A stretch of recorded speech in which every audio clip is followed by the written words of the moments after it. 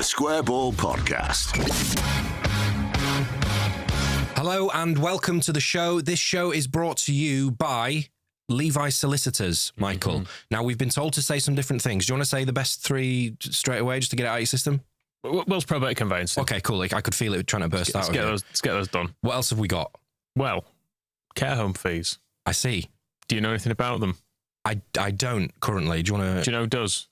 Levi Solicitors, yeah. Correct. Because if a loved one needs to move into a care home, they may be entitled to funding from the local authority and or the NHS. Right, and it's not straightforward. So you might want to speak to someone about it. And who might that be? Well, I would probably go Levi Solicitors. So would I, because listen, they've had some reviews, they've had some rewards. Over 2,000 clients rate them 4.8 out of 5 on Review Solicitors. And a TSB listener said, found them on the Square Ball podcast, really quick to respond to queries, got the job done really quick, using them again, as they were so good. So do as this listener has done and go to levisolicitors.co.uk/squareball for 10% off all of your legal fees. Right, now with me is Michael Normanton and Chris Mack. We are back. It is propaganda. People have been asking for propaganda since the season finished. Sorry about that. But we're back, and this is one to really enjoy. I wanted to say this straight out of the gate. This is one to really savour because we're not going to win as many games as last season. So this is one to really lean into. You are the pilot, the driver on this magical, mystical tour. Michael, where are we going first? Please take us there. We'll start with the more sane end of things. And we can work our way through stuff, can't we? Perfect. We've got a few little details as well. We're going to see some Champo friends. All right. Now League One friends in some cases. Although not Cornish Jana. It was pointed out to me that Plymouth have lost their opening 4 games in League One. So we should probably have a little look at him at some stage. But maybe to come. As you said, we've got a lot of defeats to come this year. So there's plenty of time to really get into all these forgot that they were relegated the day that we were champions as well, because I was just looking inwards to Leeds United. Had they not already gone down? I think they were already down. Were they?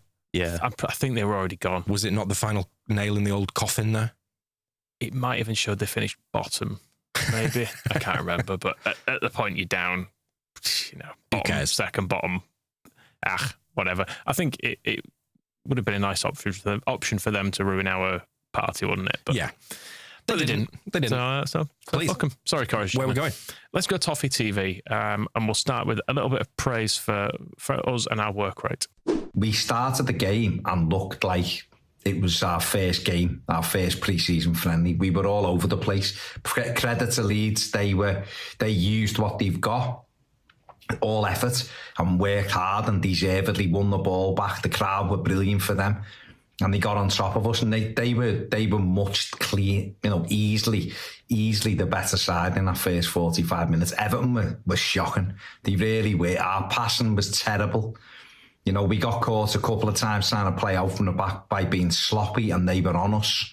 And it was so frustrating because we know evidence last season showed it. We know that they're much better players than what they showed in that first half tonight, but we just carried on falling into the trap. Leeds were fit, pressed really high, and we were causing our own problems. They couldn't really carve any chances out. It was things that bobbled around in the box, but they deserved that little bit of luck because of the work rate they put in and the effort they put in.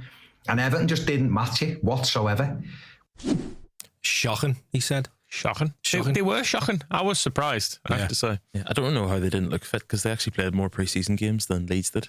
Did they? 6-5. Right. They also won none of them. Oh, wow. Including a 1-1 draw with Accrington Stanley. Oh, Jesus. Did they have, is that because they had like a Warnock pre-season? Were they down at playing Tavistock or some joke sides? They've played Blackburn, Bournemouth, West Ham, Man United and Roma. Oh. How did they get on? They drew 2 and lost 4. Yeah, that's not great. That's not great at all. You can take up what you want out of pre-season though, can't you? Yeah. If you win them all, you're like, we're flying. And if you lose them all, you go, well, that season Bielsa, we didn't look good, and then it was fine. We had Ideguchi at centre half, and we came into the Stoke game. We were fine. It was obviously less of a surprise than that Bielsa game, but I did feel there was a hint of the Stoke game about Everton. I thought, where I turned up and I was maybe expecting it to be difficult, and straight away we just had them really pressed in, and I was like, oh, we look good. We look like the better team here. I was somewhat surprised. Just kind of forward selling for this week's members show, which we've not actually recorded yet, but we do have a clip from a listener who said if you took Farke out of the manager's position and just said, right, this is a Bielsa team, he said for moments in the first half you might have believed it, which I think is maybe a bit of a stretch in terms of the swashbuckling nature of what Bielsa did. But I'm with you in so much as it was a surprise on Monday night, and certainly there was some lovely football going on Monday. And do you think it caught Everton by surprise how capable we were? Quite possibly, but I think it was, Rob's talked about it before, it was Paul Reaney said at the end of the season that fear no one, there's a lot of shout out there. I think the bottom half of the Premier League is massively overrated, and the teams that have come up in the last 2 years have been really quite bad, whereas Sunderland perhaps and Leeds I think are a little bit better. I think that we still got a way to go to bridge the gap over 38 games, but I don't fear anyone other than the teams that everyone doesn't want to play against in this league. Yeah, I mean, I think I saw the stat that the promoted teams last year got their first wins in like September, October, November, I think, and already we've got one. Sunderland have got one. Maybe it's not going to be quite as terrible as the previous season suggests. Hopefully not. What else does Toffee TV have to say for himself? He's talking about the penalty here, and actually towards the more sensible end of the penalty takes. He puts his arm towards it, so I'm leaning into thinking it was a penalty. He shouldn't have done it. People will have a go at me and feel like it wasn't. Don't give them the option, is what I'm saying. Okay, I'll guarantee you we'll get 3 or 4 of them where we shoot and the defender does that this season and Everton won't get it. But that's the way it is. You give the referee the opportunity to give the penalty, and the referee give it, and VAR give it, so can't complain. They've looked at it. Tarkowski's motioned towards it. It's a penalty. Tarkowski, having watched the replays, was going up to the referee, pointing to where it hit him on his fucking arm. He was like, it's hit me here. It's hit me here. Yes, that's that's what I thought. Well, he's leaning towards it, which is the exact problem. Exactly. And Tarkowski was also leaning towards it. That's clearly why I said that. It's got into his head. He's watched the clip and he's been like, leaning. Yeah, it's got inside me. I was a bit surprised at the amount of controversy about this. Because I thought it was a penalty when the very moment it happened live in front of my eyes. I watched a replay and thought it was a penalty, and I've watched it several times since, and every time I've gone, yeah, it's a penalty. But if we were on the other side of it, would you still be having that opinion? I'm pretty sure I would. I think I would. I think I would. I would be quite aggrieved, being like, I can see why that wouldn't be given. But if one of a Leeds defender did that, you go, what'd you do that for? Yeah, stupid. It's so, just the way the body moved is so unnatural. Yeah. But it's like when Liam Cooper gave away a few penalties where he just pulled people back. And often it wasn't much of a pull.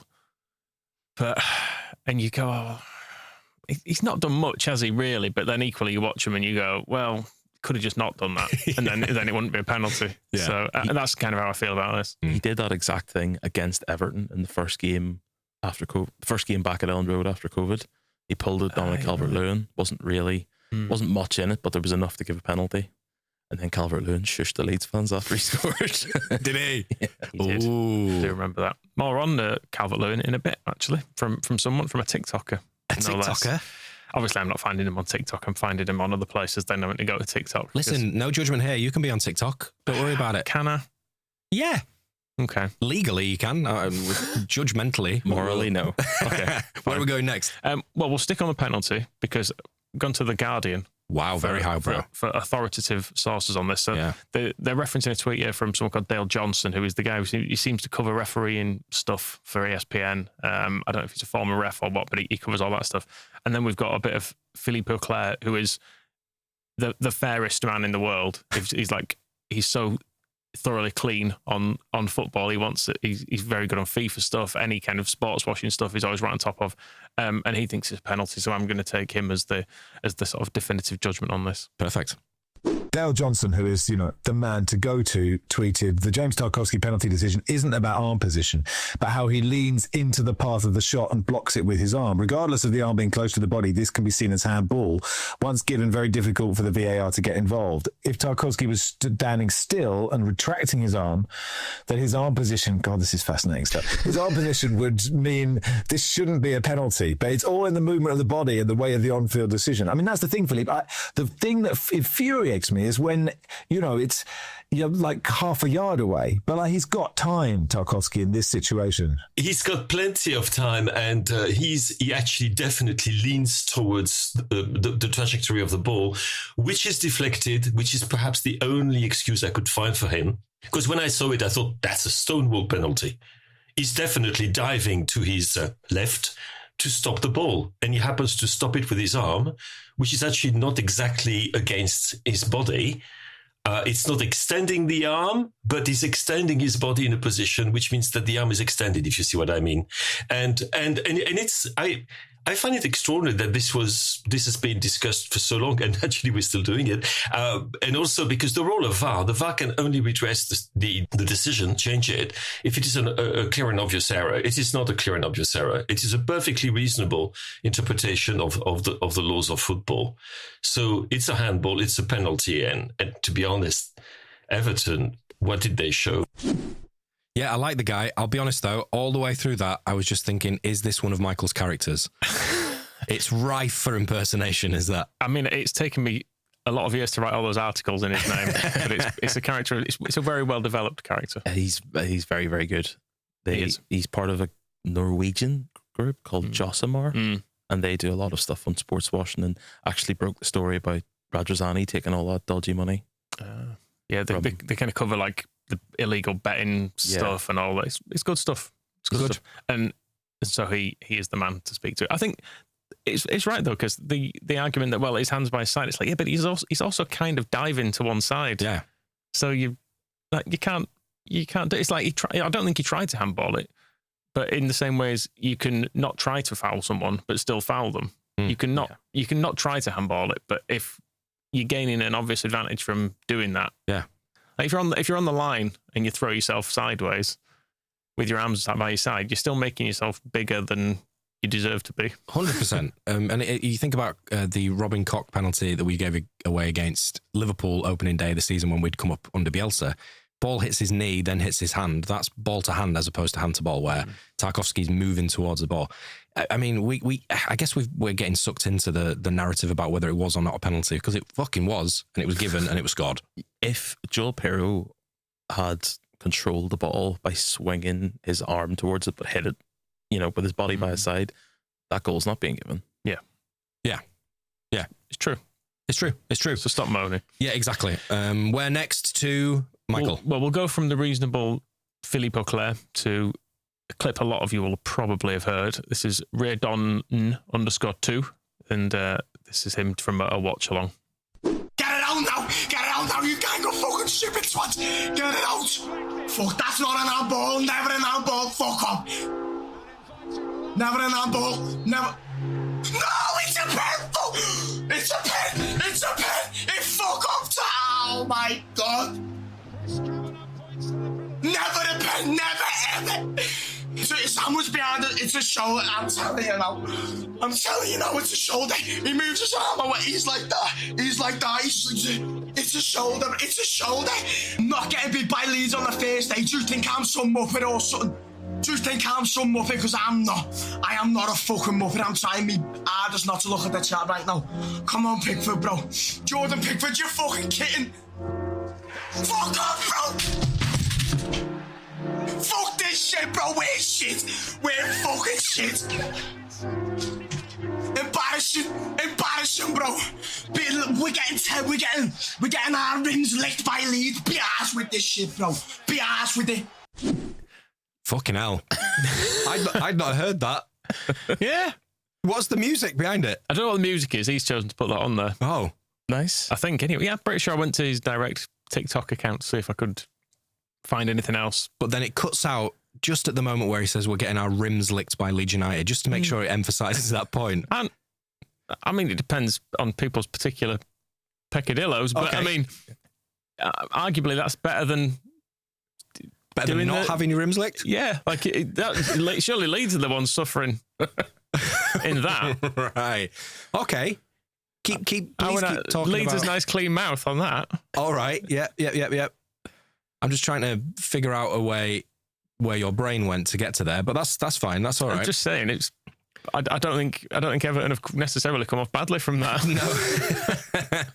No, overall, had a nice experience with it. Yeah, so that was really. I did look at some of his other TikTok stuff. He's kind of got one pace, right? Well, and it's that Scousey and Beale. I did not. No, it wasn't on the. It wasn't on extra time, was it? I think before leaving the studio, I did do an impression of what would be happening, and it was a lot of that. Yeah, it was. It was. I wasn't. He said though halfway through, "I'm not a muppet." He said that a few times. Well, yeah, seems like that's his career to a certain extent. I'm not sure it's a career as such, but listen, it got him some views. It did, and I always say that it's a huge shame that we don't do live watch-alongs so that we can avoid this sort of thing, because I think it'd be great gear just to see us. I'm not a muppet, bro. I don't think it'd give people what they want. It'd just be sad. Yeah. For the most part, it's just me looking unhappy as when we lead score. Lots of grown men. The one I would think of was Melier against Sunderland. Yeah. Which was, you weren't here actually, so no. I missed it because I was writing down a note and Rob and Dan just sat in silence. So whenever I looked up, I was like, why did no one tell me they scored? And like, yeah, that's not really... It's not great viewing. No, that's definitely not great listening either. It's not going to hoover up the likes. Well, listen. Hopefully, this guy Reardon doesn't have an aneurysm by the end of the season if they keep going as they are doing. Where next to Michael? Let's go to the Blue Boys Network. Right. We've heard from him before. I remember him. Mike. He's a Brummie who's an Everton fan. I can't remember the backstory, but he was at Allen Road. Sadly, not filming from within the ground because I always like to see a bit of that for the kind of the live upset. But this is him after the game when he's filming by the old club shop. I think it's a ticket collection bit now. That bit by the south stand anyway. Everton have lost 1-0 to Leeds. You can say what you want about Leeds, but I think overall they dominate the first half. And they maybe didn't quite shade it in the second half, but there was very little chances between both teams. I'm incredibly disappointed in that Everton performance today, but we've called this all summer. You know, it's not. This isn't even necessarily a surprise. We know we're not ready for the Premier League season, yet we've gone into this game with James Garner at left back, Jake O'Brien at right back, Michael Keane playing centre half. You've got Beto who couldn't win a header against, to be fair to Leeds, really good centre half. You know, strong, won every header. They played decent football, and there isn't a positive to take away from today. I've seen the goal, the penalty decision.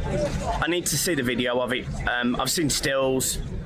It looks harsh, but again, I haven't seen it, so I can't judge. But overall, for me, Leeds deserve to win that game. What I really like about that is at the start of the clip, you might come on to talk about this actually. There was a few people walking past going, "Woo!" That's exactly what we're going to come on to. Funnily enough, I was unaware of this in the ground. From the cop, I couldn't hear any of this going on. Is it where Everton singing the song with a woo in it then? Yeah. I couldn't hear this at all. I found clips of them singing it at Ellen Road previously, and then it was Riot Badger on Blue Sky. I saw explaining it, and it was for a song called "Spirit of the Blues," which was a song recorded by Kinsley Music. Not anything to do with the village near Pontefract, I don't think, right. Kinsley, but it was recorded for the 1984 FA Cup final, and it's got a woo in it, and so they sing that. Now, maybe as a chant, it comes off a bit weird, but I've had to listen to this song, and as a fan of I'll Feed His Own Pet and the kind of associated music, I think it's a right song. So let's just hear a bit.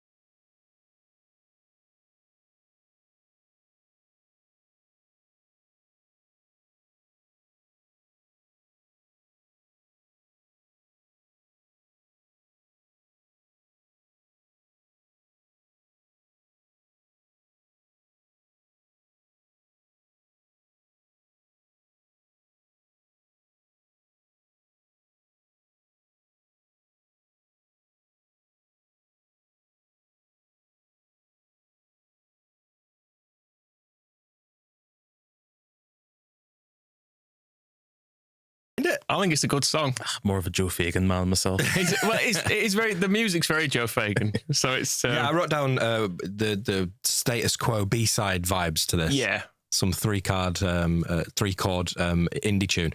I like the line "Get your coat on." That's good as well. Yeah, not enough practical instruction in songs for me. Just walking you through how to get there. Yeah. Get your coat on. Get moving. Pick up some change. Get the bus. Inside the ground, the Everton fans were deathly quiet for an awful lot of it. I don't know about. You're probably closer to them than when I was. They were really quiet, and then when they did start to sing, it clearly was this song. But then that woo came out of nowhere, and it's just so jarring in the middle of a football chant. Has someone else done it at Elland Road? I can't remember. What, a big woo, you mean? Yeah. I remember some yelping when I think it was Llorente who caused it. It was in a COVID game. Oh, it was Chelsea away. Is that what you're thinking of? Maybe. Maybe. Yeah. Because I know it was when it was only like 5,000 in the ground or something, so you could hear the players still. And I think Llorente did a big yelp when he got fouled, and then it meant every time we had the ball, Chelsea fans were yelping. Yeah, because I was expecting Everton to be quite loud, especially with the crowd that they brought. And they are a proper football club and back in the Premier League. But I don't know, they're also the most miserable club in the Premier League, I think. They are. I might have told this story before, but I have a mate who went to uni in Liverpool, and he went to watch Everton play when Rooney was back at the club. And he scored a hat-trick, but then after his hat-trick, he misplaced one pass and someone just shouted shite. That probably sums up football fans, doesn't it? They are. I've got a nice clip to encapsulate that, in fact, but there's it was in amongst other chat, so it was hard to capture in a clip, but they were talking about how they're going to coordinate the booing in the new stadium. It was one of the things saying, it used to always originate in pockets at either end. He said, but everyone's moved around, so I don't know what it's going to be like when we're 2 down against Brighton. We don't know where it's going to start. Let's hear that then, actually. It was a caller into Talk Sport. Unfortunately, they were interrupted a bit, which I think probably cut off the guy's tears, because they cut to a clip to the ground, and when they come back to him, he kind of regained himself a little bit. Okay. But this is you'll sort of pick up on the general vibe of it and the self-loathing.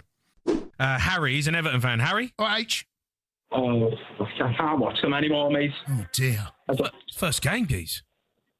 Never mind the first game. This is every game for Everton. I've watched Everton for years, and we've just had enough.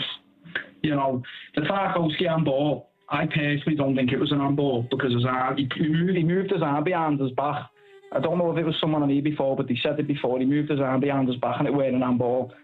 But where do we even go from here anymore? You know, we're the same Everton every year. Doesn't matter if we sign Grealish or Ronaldo, we're the same Everton.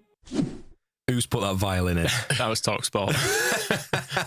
I'll give them credit for that. They clearly know they've got one, and they're like, yeah, buddy, just start feeding it in. We'll just turn it up. The thing is, he don't want to go anymore. He's gone every year forever.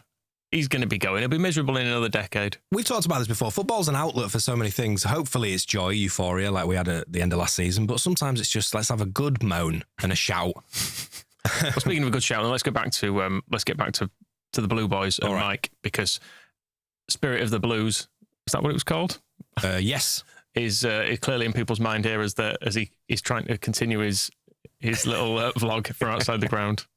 Leeds today, they did a good job. You know, they controlled the game. They were strong where they needed to be. I really like that Tanaka in the middle of the park. And weirdos. And we go again, kind of. I don't even know what to say.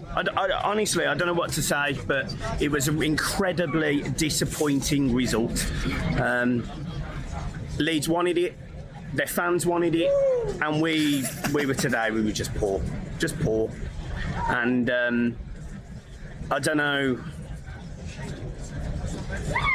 I don't know how I actually don't know how we can fix that before the Brighton game. And on it goes. The best thing about that is it really throws him. Yeah. Every time he hears a woo, he's like, who fucking wooed? Yeah, coming out of the cheese wedge, just going around to do the match ball, so we'd basically walk along the south stand, and all the people coming out of the south stand are wooing, and all the people coming out of the cheese wedge, and it's just, nobody was speaking. They're all just wooing at each other. Yeah, there was some of it going on, because I walked past the away fans enclosure bit, where the coaches are, and there were people moving over the fence as I was walking around. Yeah, I mean, if you're gonna do that chant, you've got number one, you've got to win, so that it doesn't get thrown in your face. But if you don't win, you've got to then understand that people are going to do it. My man was like, weirdos. Nope. Nope. You brought it on yourself. You have, absolutely. Right, we're next to Michael. We'll stick with the blue room. You see, in other weeks, there's not going to be much opposition because it'll be like, Arsenal have done us 3-0. Does anyone want to hear it? Nah. We'll have a 30-second clip, move on to something else, but we might as well enjoy the misery, eh? Yes. So the blue room, and basically the other Everton people have been fairly impressed by Leeds. This guy, not so much.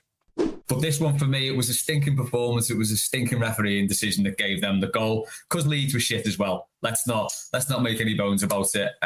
People will say Leeds battered us. They had all the possession. They had 2 shots on target, and 1 was a penalty, and they never really looked like scoring until then.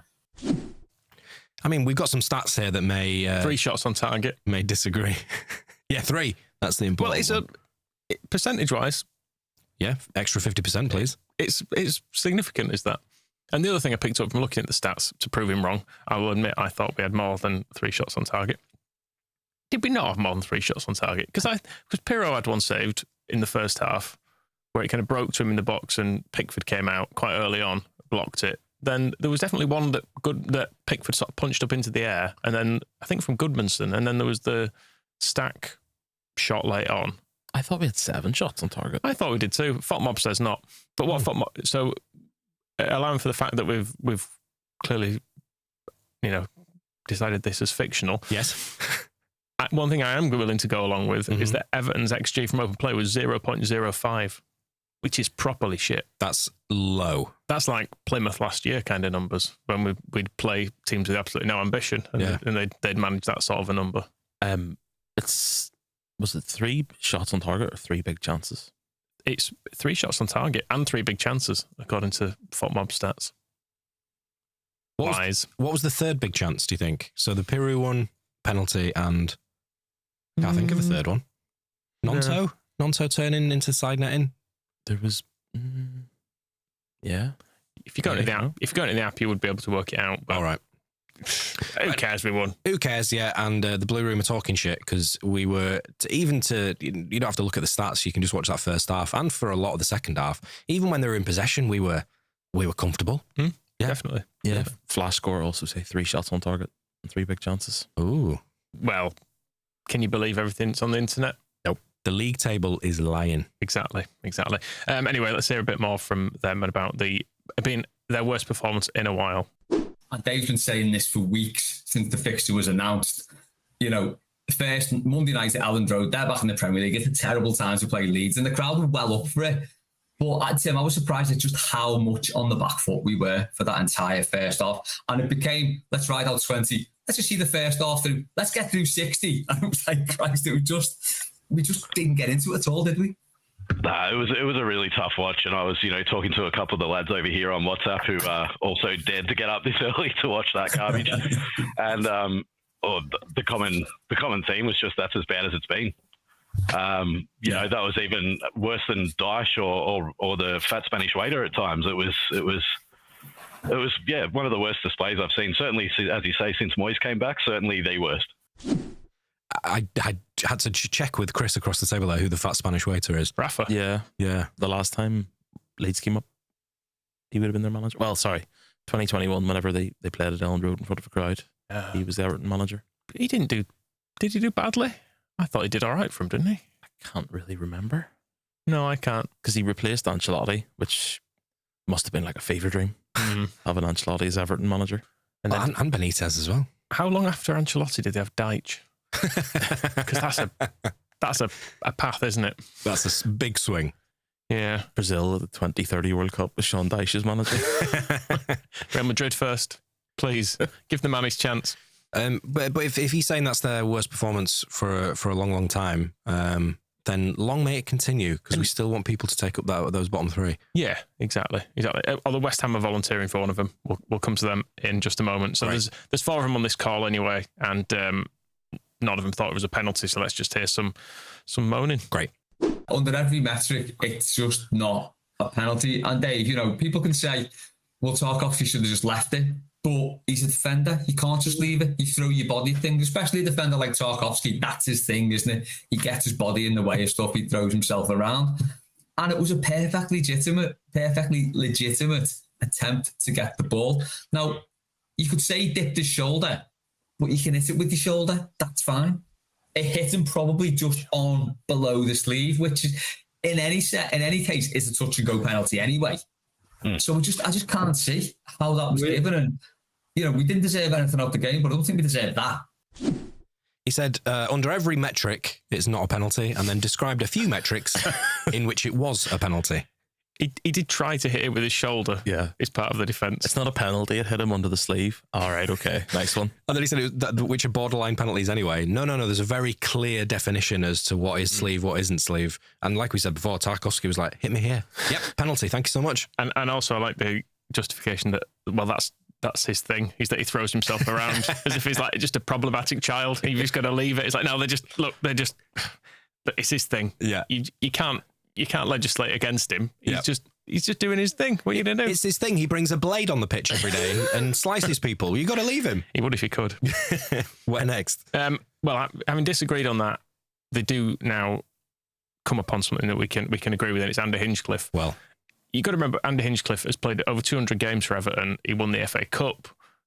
You would think he'd be fairly well secure with Everton fans, but no. I think Andy Hinchcliffe was saying he dipped his shoulder down towards the ball. He's got to try and block it. Yeah, Andy Hinchcliffe. We were given. John, no, Hinchcliffe, please, no. We gave Don Goodman credit the other night in Mailbag, but oh my God, Andy Hinchcliffe hates us. Well, and someone said he's not an Evertonian, but he does, because most Evertonians hate Everton. So he clearly is still an Evertonian, but it's honestly, every sentence he utters, it's like somebody's driving a nail into me heart. It's just... There was another belter when Dewsbury Hall got like his ankle stood on, and he was like, It wasn't a foul. It wasn't a bad foul. It was a terrible foul. He's a vacuum of personality. He's one of those people who thinks he's intelligent, but he's not. So the minute Hinchcliffe said it's a pen, it wasn't. It's fair justification. It is, yeah. But it's hands across the divide, and it's something we can all come together and celebrate. This is like when you do something that you think only you do, and then someone else talks about it. You're like, oh, I'm not weird. Yeah. You would expect that they would have a place in their hearts for him. Clearly, fucking not. I think there's a thing, isn't it, where you can have enjoyed what someone did on a pitch, but if you're forced to listen to him speak, it's maybe a bit much. And Hinchcliffe is... They say he hates Everton. I just don't think he likes football. We've discussed this before, hasn't it? Like, the best thing in the world can happen. He'll just moan about a fullback's positioning or saying, they should have really cleared it earlier than that or something. It's like, Andy, just enjoy it sometimes. He's proper Captain Hindsight, isn't he? I watched back the Sky Sports highlights when I got in on Monday night, and I think it was a Nonto shot from the first half, and he's going, you got to really hit the target there. Well, yeah. Fucking hell. And also, it was fairly close. Yeah, but went over by a bit. Stating the bleeding obvious. Like, and if you hit the target, but it's straight at the keeper, he'd have gone, you need to be getting to either side of the keeper. Ideally, you want to be putting that straight in the top corner really hard. There's no joy in his life. Sky have made a whole thing about upping it from 128 to 215 live games, and they've celebrated that by having Andy Hinchcliffe and halftime player interviews. If that isn't an advert for getting a fire stick, I don't know what is. I'm yet to see one of the halftime interviews. There was one. Has anyone said anything yet? Or have they just gone, we'll just try really hard in second half? Out of breath? Yeah. Oh, is it on the way off? Yeah. Oh, Jesus Christ. They had Odegaard in the tunnel, the Arsenal-Man United game at the weekend. See, I left immediately as soon as... I've basically stopped watching all punditry now. Oh, yeah, no. It gets to half-time and full-time and I just do something else for a bit. Yeah, I switch it on 30 seconds before kick-off and then off for half-time, and then the minute the final whistle is blown, it's gone. Mm-hmm. Although, if Cody Drameh's been interviewed, don't switch off, because did you hear this? I saw I didn't press play on the clip. It was described to me what was happening, so I'm excited to hear it. I feel it just needs to be heard. It was a couple of weeks ago as this, but I've had it in the bank. I did notice in trying to see if there was any backstory to this, which there doesn't seem to be. Cody Drameh's agent is still pretty active because do you remember when he was with us and he was being linked with Newcastle and Dortmund? Yeah. Well, surely he's on the radar of Madrid. Well, they've gone down a tier. Oh, have they? They've had to drop it down a tier because he's now been unable to get in Hull's team. Still Premier League though, surely.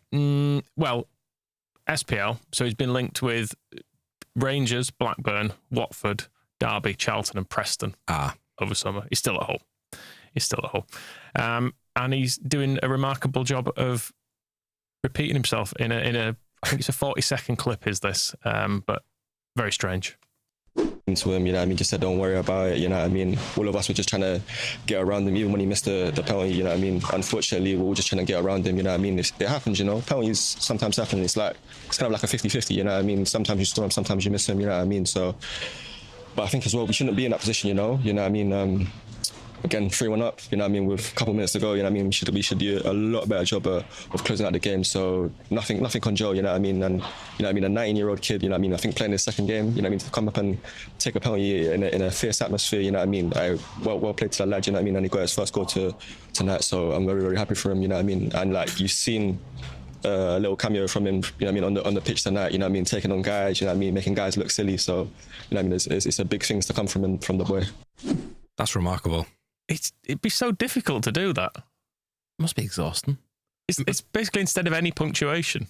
Yeah, but a lot of people they would say like or something like that. But he's got 6 words. It's a full sentence. Yeah, it has to say it over and over and over. But he's managed to get it down to a couple of syllables. I mean, you know what I mean? It's remarkable. It feels like he's maybe on Taskmaster or something. He's been set a task. How many times can he say this in a minute? Well, that's why I was trying to do a bit of backstory research on it to see if it was anything that people had maybe noticed he said it a bit and there'd been an internal bet or something to be like, you've got to try and say it, 20 times in a minute or something. But I think it's just the way he speaks. Do you know what I mean? I do. It's really strange, and it's just a vocal tick in it. Like I coach actors as well, and a lot of actors use the word look for a bit of thinking time. So before they say a line, they'll say look, and they'll just have a little pause just so they can either remember a line or put something in the brain. That's just what he's doing, is just buying some time. But just breathe, mate. So does Bielsa. He used to say mira. What does that mean? Look. Yeah. Look. Yeah. Bueno. See? Bueno. Yeah. Bueno and mira. Look. Do you know what I mean? Where are we going next? Right, well, as we've dealt with that Champo bastard, we'll deal with some more. Let's hear a little bit how the Blades are getting on from the Blades Ramble. Really well, I think. Yes. So this is Blades Ramble. Jimmy's speaking to someone on the coach on the way back from Swansea. Their second defeat of the season. It sounds like they're having a good time. It's not good, is it, mate? It's not good. What were the atmosphere like? Yeah, it's getting worse. People are near enough scrappy with each other. Really? I think, it's really, honestly, it's getting toxic to the point where I'm genuinely worried. Just worried, not my safety, worried about more the way the fan base is going to turn on not only the players, the manager, each other, really. How toxic could become. Oh, well. You nearly did it. It does make you think we probably made the right choice in keeping Farke on reflection, because they basically had the same season as us, didn't they? That they were in the mix, they got to the playoff final, they kind of looked like they brought it back, they got to the playoff final, and then they knackered it. But they've changed manager, and we didn't. I saw a clip doing the rounds. I presume it was from this game where Hamer was wanting to have strong words with someone in the crowd. Did you see this? Oh, I didn't see that. He looked fuming. It was Harrison Burrows, a left back, who had to go and drag him away. So it's nice that there's a nice happy ship down. Maybe they just had some food. Yeah. They've gone fully data, haven't they? Yes. Whenever they signed those two boys in January, you could see them starting to go that way. But I assumed that they had gone full data whenever they hired Ruben Selles, because what is the justification for giving him that job? Yeah. What's the pedigree? Sign those two players that Wilder, I don't think he played either of them for a single minute, did he? I think the last I saw, one of them was going to Dunfermline. It's not a great level. It's not a great move. Proper sliding doors moment, isn't it? Sunderland are beating West Ham 3-0 in the Premier League, and these guys are they rock bottom? They're certainly joint bottom. I think both Sheffield clubs are joint bottom with the same goal difference. Oh, which, bear in mind, where the summer Sheffield Wednesday have had. Yeah, you don't want to be with them. Not good. No. Next? Let's go from Sunderland actually and West Ham. Great. Because they went there and they got a bit of a spanking and were absolutely awful. So we'll hear a few levels of West Ham fans. So we'll start with someone who's fairly reasonable and fairly sober. Is that a marker of where we expect to be this season? I said it's got to be. You come in here, you got to at least see where you are, and we're nowhere near. Nowhere near. I think this is a relegation season. I think, and it's not. I said that before the game. I've said it on social media and whatever. Like, I think this season we're just going to run out of luck. That was a spineless, gutless performance from start to finish. And he obviously Potter's put the formation. He's put this team out. Players have got to play for him. And I don't think they did play for him today. People have got to start expecting a little bit more from the owners and from the manager. At some point, that turn has got to happen. And if people haven't watched today and it isn't clicking now, maybe it'll click when Chelsea put 5 past us. Maybe it'll click when Wolves reserves put us out of the League Cup. Maybe it'll click when Forest beat us at the City Ground. But at some point, this has got to come. At some point, fans have got to start feeling a little bit of emotion and a little bit of anger towards what we're seeing. Oh man, it's so recognisable as a thought process at the start of a season, though. I'm just so glad it's not us. It's a relegation season. Come on. Thank you very much. Go on. Yeah, take it. We'll take it. So these guys and Everton, Burnley. Just keep them down there. Brentford. Yeah. Wolves. I did try and listen to Brentford, actually, but it was a bit... There was a lot of music playing in the background because the Billy the Bee Man was in the stadium. But I did find clips of him saying how he'd liked Keith Andrews when he was on Sky. So I sort of thought, no, you weren't listening. No. If you enjoyed that, there's a red flag. Let's find a different West Ham supporter, please, Michael. So we're going through the levels. This guy's getting a bit more desperate, a bit more sweary. Everything I thought was going to happen today has happened. First half looked okay. Second half, fucking shambles. We were fucking shocking, to be truthful with you. And it ain't going to get better. Chelsea next, they're going to fucking hammer us. Nottingham Forest away. You never know. Tottenham home. We're just fucked. We're fucked as a club. Typical Sullivan. He's put no money into us. We've got nothing to offer. We've got no centre mid. What did we expect? Callum Wilson up front. Come on, you. Callum Wilson, who hates West Ham. It's a Premier League trophy. No, it's a fucking FIFA trophy. It's what he called the Conference League. That's our super sub. Seriously, I'm not being funny. I don't mean to swear too much, but we are totally and utterly fucked. I don't mean to swear too much. But we're totally and utterly fucked. That was great. There was a ripple effect there when the guy speaking on mic said about Callum Wilson. Someone off mic went, Callum fucking Wilson. This is great. I love hearing unhappy fans. Good, isn't it? I do have a lot of faith that they will make an appointment at some point that'll make things worse. As well. Maybe. So who are they going to go for? Well, Deitch is the one that's in the wild, isn't he? The first team to sack their manager probably gets Deitch. If it's enough of a project for him to go. I mean, he could feasibly go anywhere of the teams that might go down. Maybe, would Brentford go for him? I don't know. No. Probably not Brentford, but I think anyone else, including us who's down there, could push the Deitch button, I think. Maybe. We can't get Deitch. No. Not after we've had Farker. It's just the people I do the daft voices for. We can do without it. Robbie Savage in next. He is a manager now, isn't he? He is. Forest Green? Stockport, was he at? I can't remember. He was at Macclesfield. I think he's Forest Green now. Maybe that was it. Yeah. But anyway, let's hear the final West Ham fan. So to give this guy a bit of slack, if he's been on the bus, West Ham to Sunderland, it's a long journey, innit? You can have quite a few cans. I'm not entirely sure always what point he's trying to make here, but he goes on the journey. Rodriguez, Ward-Prowse, Paqueta, right? You play them with people who can control the game. That's our three player. Ward-Prowse, Rodriguez and Paqueta they're not going to grab the game by the scruff of their neck. We've got three fucking headless chickens running about in our midfield, yeah? No, I'm not running around. Ball's over there. Mate, it's fucking not good enough, mate. And I rate Potter, yeah? But before we come to West Ham. But is he... I cannot describe the words. Me and you could get a better midfield than that from what we've got, right? We know we have to have someone who's holding, someone who's doing this job, someone who's doing that job.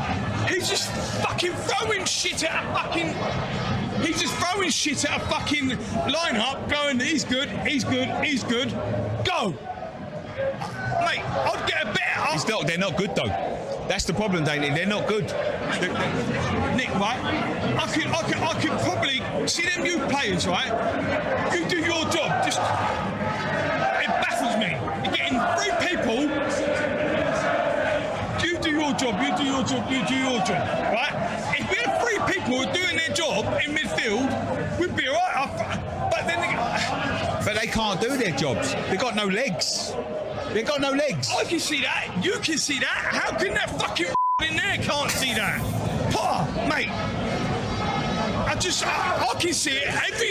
Everyone I speak to, West Ham will be all right this year, but you need to sort this out. How can every fucking Tom, Dick and Harry see what was going wrong at West Ham, but Potter? He's trying to make a point there, but his 2 brain cells aren't talking to each other. No. He wants the midfield to do something different. Yeah. I'm not sure what exactly. Their midfield's actually quite good as well. Yeah. He's going on about Rodriguez, who's Guido Rodriguez, who was in the Argentina squad that won the World Cup.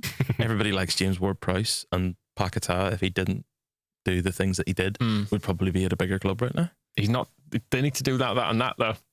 Yeah. But none of them got any legs. He needs someone who's sit more deeper.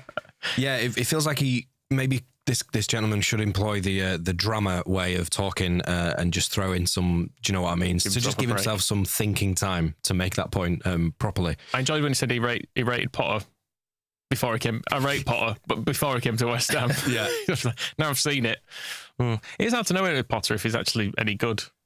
I just have this horrible feeling that he'd end up managing Leeds at some point.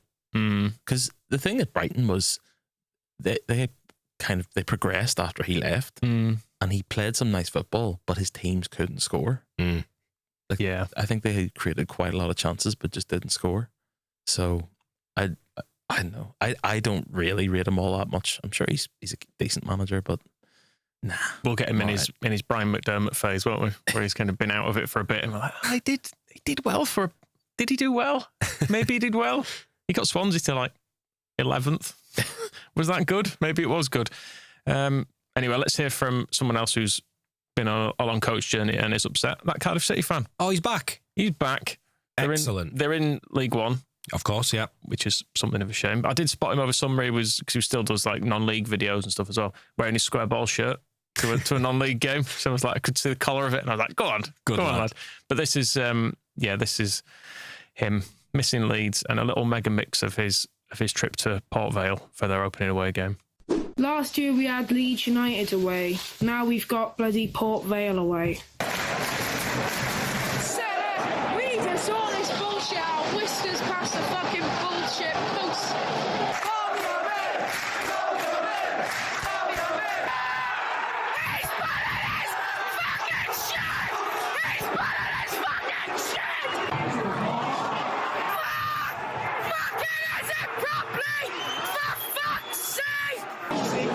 Feels like I've just woken up in a coffin. City, come on, City, come on, City, come on. Hey, fucking hell! What are you so fucking shit for? Come all this way to watch a fucking draw to Port bloody Vale. Port Vale. Not good enough!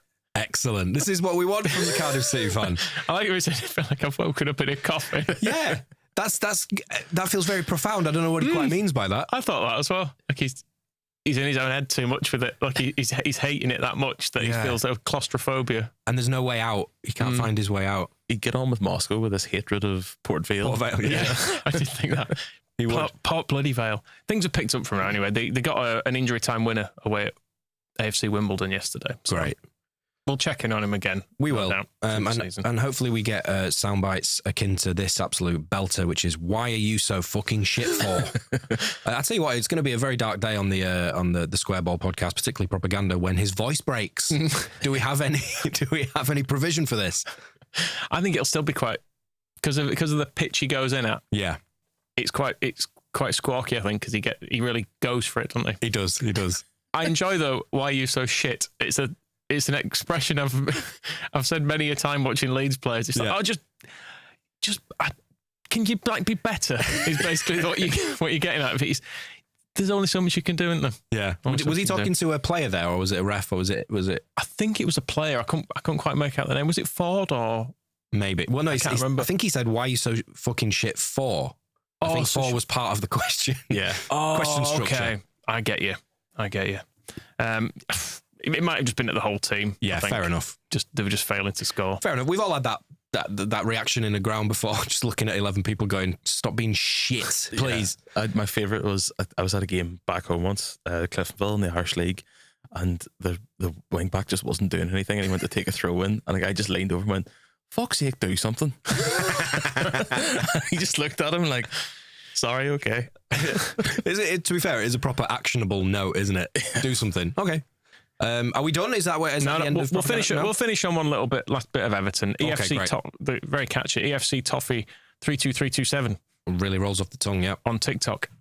This is from a week or so ago when he's talking about Calvert-Lewin. Isn't it funny how reality has smacked Calvert-Lewin right in the face? He's not wrong when he says being at Everton in the last few years is all about being, surviving. But at least with Leeds, you won't have that worry. Leeds will be relegated. That is a guarantee, especially with you up front. So you've left us. We have now Jack Grealish, Dewsbury Hall, superstars.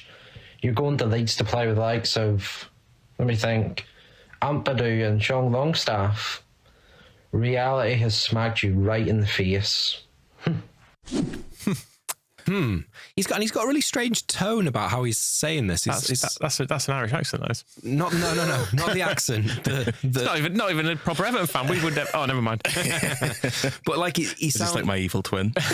He sounds like a spurned lover. Do you know what I mean? He's like, I'm not really bothered. You can have your lovely little family and your wedding day. Yeah, it's like the come dine with me. Yeah, that's exactly what I was reaching for. A tone to him. Can you place his accent? I can, but we'll talk about it off air because I might end up offending some people. Oh, okay, fine. Let's just agree it's a nice voice then. Let's hear from him pre-game then, and he was pretty confident. Match day against Leeds. How many more times am I going to hear the champions of the championship are so hard to beat in their first match back? Oh, Elland Road, the atmosphere is going to be amazing. It's going to be too much for Everton. They're scraping. It's all about what happens on the pitch. And in my opinion, we're going to have too much for them. We're a level above. We're a Premier League team. In my opinion, a championship team Leeds. First game of the season, anything can happen. But I'm not worried at all. I see it not comfortably, but I can see us we will get the 3 points tonight. I'm not going to say I see us getting 3 points. I know we are getting 3 points tonight. Clean sheet, maybe not. 3-1 to the Toffees. He was close. The one? Yep. Got the one for us. This is like whenever you see like BBC and I put something on, and whenever I was growing up, we sit there with my mum and dad going, Jesus Christ, is that what we sound like? He's so confident. He's so confident, yet he's just giving himself so many tripping hazards in that opening minute or so. You got to box cleverer than that, mate. We clipped this shit up. He's clipped up for us. Well, yeah, exactly. He doesn't even need an edit. He's perfect, really, for propaganda. If everyone could make their, turn their 50-minute video or whatever into like a digestible minute of them being an idiot, that'd be absolutely perfect for me. And then if you could download it and put formichael.mp3 and send it over to just email it directly. Dewsbury Hall, by the way. Yeah. I found out he was 27 this week. Is he? Yeah. Right. It doesn't seem right, does it? Right. Where was he before Leicester? Just Leicester. Well, he's just been at Leicester for 15 years. Yeah. That's what I was like. Why did Chelsea buy him then? When he was that age and not doing much. Very strange. I had one good year in the Championship, basically. Well, they basically signed him because... fraud. Yeah. Well, I assume so anyway. He was all right. Like, he was good in the Championship, but... Yeah, so a lot of people. But I suppose it's part of Chelsea's plan to have at some point owned every player for at least a period of time, I suppose. Yeah, they are completists. Are we staying with EFC Toffee 32327? We are. Well, they're in post-game. He's upset. So we didn't deserve to win this game, but we didn't deserve to be cheated out. What's with officials referees taking such a long time to make decisions, and it's more or less the players going into the ref and shouting in his face. That's what makes him eventually give a decision. But then for it to go to VAR and still give it, hang your head in shame. And an apology's not enough. Bad start to the season. Can I say I'm surprised? No. Am I heartbroken? Yes. A little breath at the end is nice. Yeah, I was going to say just before that, like, last 10 seconds, that he sounds exactly the same as when he's slagging off Calvert-Lewin or when he was confident, but then all of a sudden, am I heartbroken? Yes.